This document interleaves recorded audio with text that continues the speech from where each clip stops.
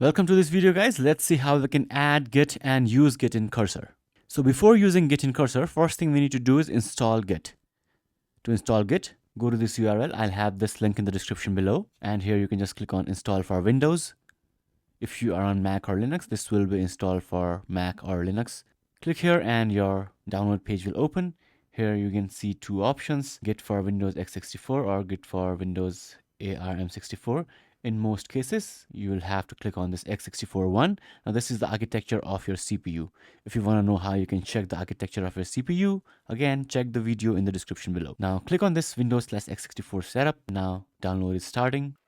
Once the download is complete, just click on open file and your installation wizard will open. Now just click on install. Now I already had previous version of Git installed, so it is uninstalling the old version and installing the newer version. After the installation is complete, I'll show you how you can enable Git in Cursor.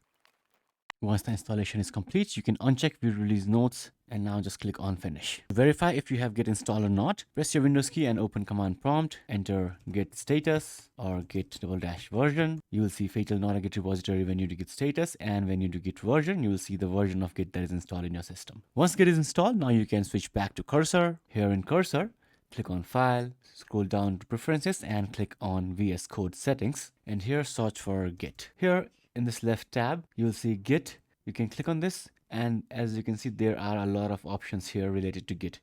In fact, there are 100 options related to Git, so it is quite confusing. What you can do is Git and then type colon and search for enabled. Here you will see this checkbox is unchecked. Now just click on this and Git will be enabled. Now you can close your settings, press Ctrl B, and you'll see this icon now. And here, as you can see, once you click on this, you'll be able to use Git and Git features. Once you click on this, it shows open folder or clone repository. So now you can clone repository from GitHub and so on. So this is how you can enable Git in Cursor. In the next videos, we will see how we can clone repositories, push and pull from GitHub to Cursor itself.